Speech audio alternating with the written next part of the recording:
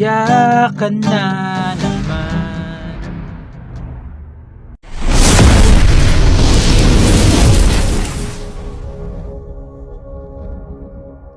Hello mga ka-idol! So ngayon meron na naman akong kantang ituturo sa inyo. So napakaganda ng kanta na to mga ka-idol. Ang title pala nito ay yung Kung Tayo by Ska Stockley. So napaka-easy chords lang naman niya. Meron lang siyang isang pirasong bar chords pala. Isang piraso lang naman. Alam kong kayang-kaya niyo yan. So dito muna tayo sa kanyang strumming. Yung strumming na gagamitin natin is ganito. Okay, ganito. Down, down, up, up, down, up. Okay? 2 times yung gagawin kada chords yan. Ulitin ko yung strumming. Down, down, up, down, up. Okay? 2 times. Ngayon, ituturo ko rin sa inyo yung sa original, yung may mute. Okay? So, kung mapapansin nyo dyan, yung isang strumming is merong 16, tapos D, tapos X, okay, X. Ibig sabihin na may X, naka-mute. Okay? Na puro down. Okay? So, demo ko dito. Ayan. Di ba ito yung bridge? Ito. Idadampin nyo lang dyan yung kamay nyo. Ganon. Tapos, 16 times. Ganyan. Ganon, nakamute siya. 16 times yung gagawin. Okay? Kung kukunin natin yung sa original niya. Okay? Pero kung ayaw nyo naman, yung strumming na lang na isa. Okay? So, dito muna tayo sa kanyang whole verse. Dito mga kaidol sa kanyang whole verse is add G. So, yung G, first string, second string, fifth, tsaka 6. Okay? Ayan, G. Tapos, C add 9 or C9. Okay? C9 lang nilagay ko dyan para maikli lang. Ayan.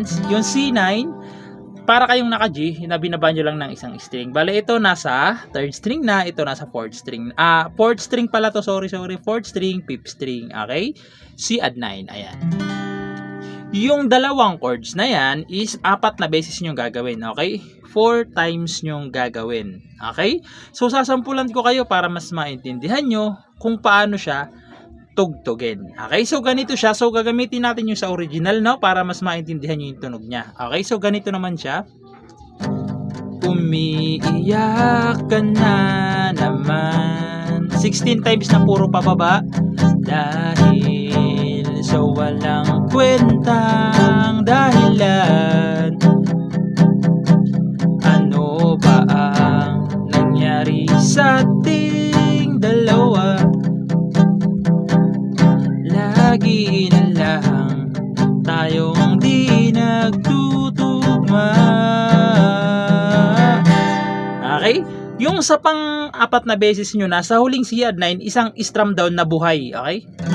Buhay yung tunog. Kasi papasok yung kanyang free chorus. Doon sa part na pag-usapan na tinto. So, papasok yun. Okay?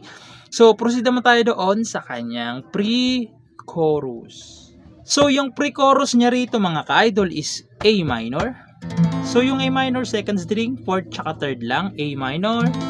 Sunod is C add 9. So, naturo na natin yung C add 9 or C9. Ayan. Tapos, sunod is E minor 7. Yung E minor 7, nandito pa rin yan. Bale, ito naman iipitin nyo. Fifth string tsaka fourth string sa second fret. Okay? E minor 7. Tapos, D over F sharp. So, yung D over F sharp, ito nasa third string. Ito naman is nasa sixth string. Okay? Yan. Yung 4 na chords na yan, 4 na beses nyo gagawin. Okay? So, di ba 4 na beses nyo gagawin? Yung 2 beses muna, puro isang strum down lang. Okay? So, sana naintindihan nyo, no? Sa 4 na beses nyo gagawin, yung 2 roon sa una is puro strum down lang. Yung tirang 2, yung puro na strum or yung mute natin na strumming. Okay? So, ganito siya. Sasampulan ko para mas maintindihan nyo kung paano naman siya tutugtugin. Okay? So, ganito siya. Pag-usapan natin to. Masyado na kasing magulo, mahal pa rin naman kita. Pero parang malabo na talaga. Tapos yung puro mute na, baka kailangan na muna natin ng oras para pag-isipan ang lahat ng to. Talaga chorus. Okay? So, sa dulo rin mga ka-idol is may isang strum down na buhay. Okay? Sa D over F sharp, may isang strum down na buhay sa pre-chorus. Okay, sa pang-apat nyo na. So, ayun, sana naintindihan nyo, no? So, proceed na lang kaagad tayo doon sa kanyang chorus. So, dito pala mga ka-idol sa chorus, no? Mag-iiba yung strumming niya. Yung strumming dito sa chorus is ganito na. Down, down, up, up, down, down, down, up. Okay? Ganun na yung strumming natin sa chorus. Nakalimutan ko lang kanina sabihin doon sa intro eh. So, dito pala mga ka-idol is sa chorus, yung chords niya is G. Ayan, G. Tapos ito yung sinasabi kong isang pirasong bar chord. Ayan.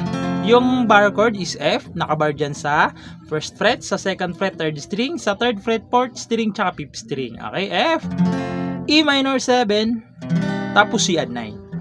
Okay, yung apat na chords na yan is 3 times yung gagawin. Okay, 3 times yung gagawin sa chorus.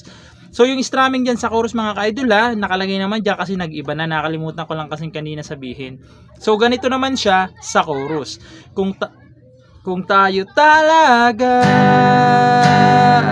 tadhana ang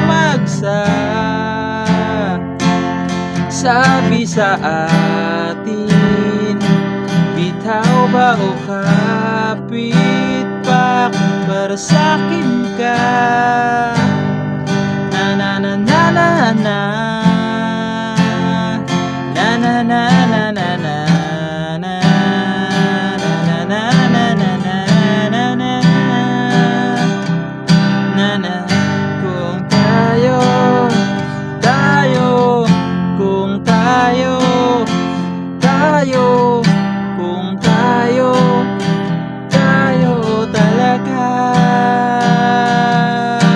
babalik na naman kayo doon sa kanyang mga verse.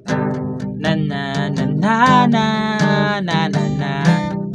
Okay, so babalik na naman ulit kayo ron. Okay? So ayun lang, sana naintindihan nyo tong tutorial natin, no? Kasi parang medyo humaba yung pagkakasabi ko, no? So at ayun lang, good luck sa bago nyong matututunan.